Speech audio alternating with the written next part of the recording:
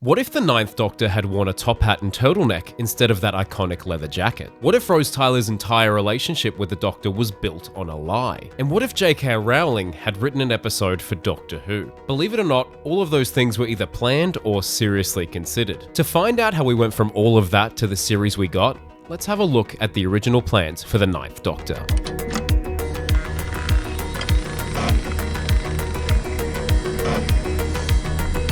Before Christopher Eccleston ever stepped into the TARDIS, there was another Ninth Doctor. In 2003, the BBC posted an animated serial called Scream of the Shalka on their official website. This wasn't some side project or spin-off. It was developed as an official continuation of Doctor Who, featuring Richard E. Grant in the role of the Doctor. The BBC even referred to Grant as the official Ninth Doctor in promotional materials. For a brief moment, this was the future of the franchise, an animated series continuing the show's legacy in a new medium for a new generation. But then, in September 2003, everything changed. The BBC announced that Doctor Who would return to television with a completely new actor in the title role. Overnight, the Shalka Doctor's canonical status was thrown into doubt.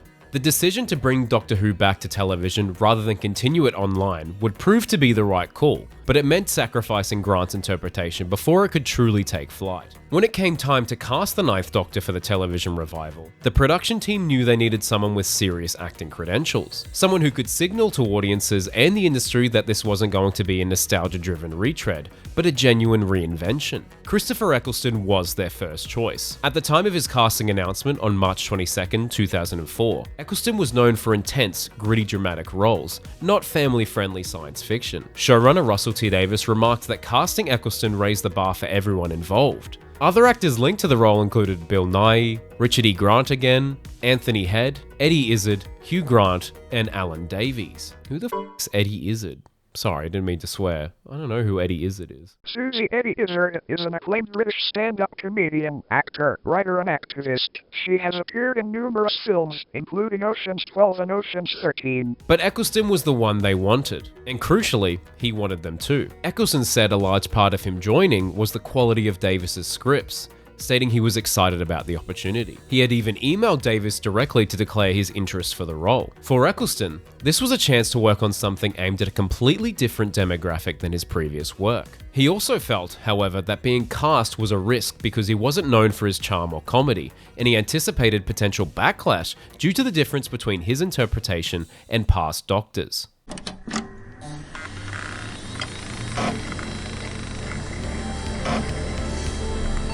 Russell T Davies had big plans for Series 1, and not all of them made it to the screen. One of the most intriguing Unmade stories was written by Paul Abbott, creator of Shameless. After being approached by his friend Russell about writing Doctor Who, Abbott worked on a storyline for about a month. The story was intended for the episode 11 slot and involved a shocking revelation. The Doctor had been manipulating Rose's life in order to turn her into the ideal companion. This wasn't the caring, protective Doctor we'd come to know. This was something darker and more calculated. During development, Davies became concerned that Abbott's narrative would undercut the appeal of Rose Tyler. Rose was meant to be the audience surrogate, the ordinary girl that gets swept up in this extraordinary adventure. But if her entire journey was predetermined, if every choice she made was actually the Doctor pulling the strings, then what did that say about her as a character? Davies also worried it was too reminiscent of the Seventh Doctor's manipulation of Ace. Then Abbott became busy with Shameless and had to step away from Doctor Who entirely. Davies then wrote Boomtown to replace Abbott's script, giving us the Slitheen return instead. But imagine how different Series 1 would have felt with that hanging over it. Very different indeed. Another unmade story, well, kind of unmade, was Davies' own Pompeii episode, originally intended for Series 1. The Doctor, Rose, and Jack would land in Pompeii on the day Mount Vesuvius erupted. The story would eventually evolve into the fires of Pompeii for Series 4, but with the 10th Doctor and Donna instead. Imagine how differently that would have played out if it was Eccleston's Doctor deciding if Pompeii should burn. I feel like that has some real emotional weight to it given the Time War. And then there's this script that I'm glad got away. J.K. Rowling was offered the chance to write an episode back when Davies was planning Series 1. At the time, she was writing some book called Harry Potter and couldn't accept the offer. But that's not the last you'll hear of J.K. Rowling in this series of videos I'm making. Just you wait.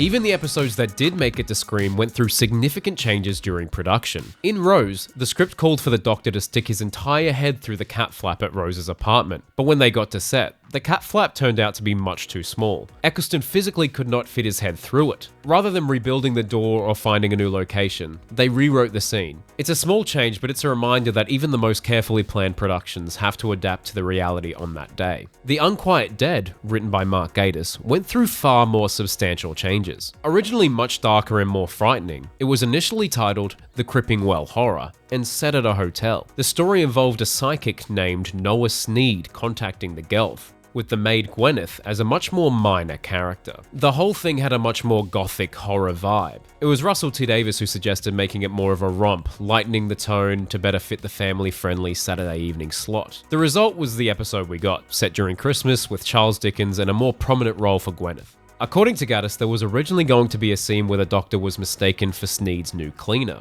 Someone would have said, "I thought you'd be a woman," to which the Doctor would reply, "No, not yet. I really wish they kept that line. That's funny. That's funny now, because it's true." For Dalek, Robert Shearman faced a unique challenge. Allegedly, he had to write two completely different versions of the script because it wasn't initially known if the new series could obtain the rights to use the Daleks from the Terry Nation estate. The estate was notoriously protective over the Daleks, and there were genuine concerns that they might refuse to license them to the BBC, so Shearman created a backup plan. The backup monster was the Toclophane, which would later appear in Series 3, The Sound of Drums and Last of the Time Lords. In this alternate version of the episode, it would have been revealed that the Toclophane had wiped out the Daleks, making them the last survivors of an intergalactic war. The imprisoned alien in Henry Van Statten's vault would still have been a lone survivor, still driven by hatred and fear, but it wouldn't have been a Dalek. The entire emotional weight of the episode, the Doctor's confrontation with his greatest enemy, and his guilt over the Time War would have been completely different. Speaking of Van Statten, the character went through several name changes during development. He was originally called Will Fences in a joking allusion to Bill Gates. You get it? It's funny. It's funny. And Bill Gates, maybe not a good dude. Anyway, and at one point, short-lived companion Adam was even Van Statten's son, which would have added a completely different dynamic to his character arc. Damn, that's crazy. You know what else is crazy? The amount of people that watch these videos that aren't subscribed. If you've gotten any value out of this video, please consider subscribing. It's free and it's right there.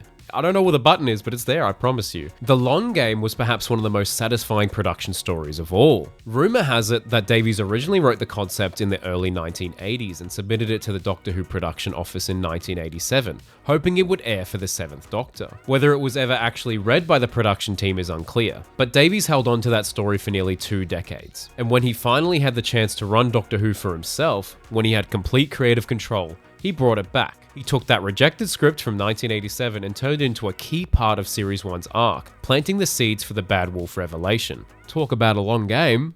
Huh? Then there's Bad Wolf and Parting of the Ways. Davies first envisioned the game station being run by a mentally enhanced teenager named Edward, but quickly came to dislike this idea. He replaced Edward with an elderly man, but then, inspired by Minority Report, replaced the old man with a pale, androgynous controller instead. Initially, the controller survived into the final episode of the season to provide the Doctor with someone to talk to, until Davies decided it would be more effective to have him converse with the Emperor Dalek instead. That decision made the finale feel far more isolated and desperate, when the Doctor was truly alone against the Dalek threat.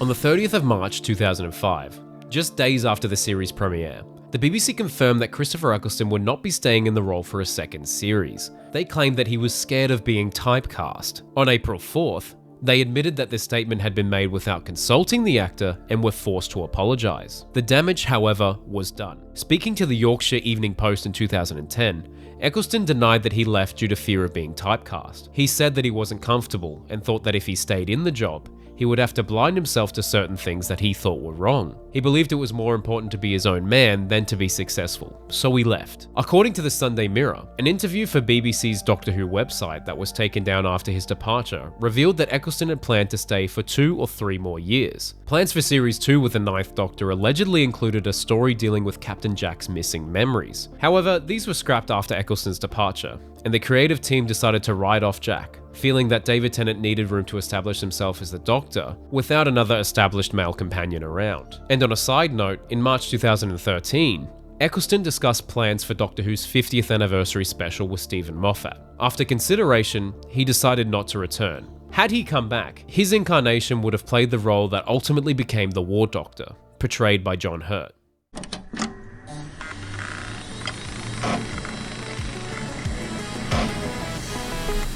Despite only appearing for one series, the Ninth Doctor is highly regarded among fans and critics alike. Both mainstream press and science fiction reviewers credit Eccleston and his Doctor as helping re-establish the show following its hiatus. Eccleston won the 2005 National Television Award for Best Actor. Even David Tennant stated that there was an awful lot to live up to when taking on the role from Eccleston. The Ninth Doctor proved that Doctor Who could work in the 21st century, that it could be dark without being grim, accessible without being dumbed down, and emotionally resonant without sacrificing adventure. Eccleston's single series laid the foundation for everything that followed, and while we'll never know what those planned additional years would have looked like, what we got was still fantastic.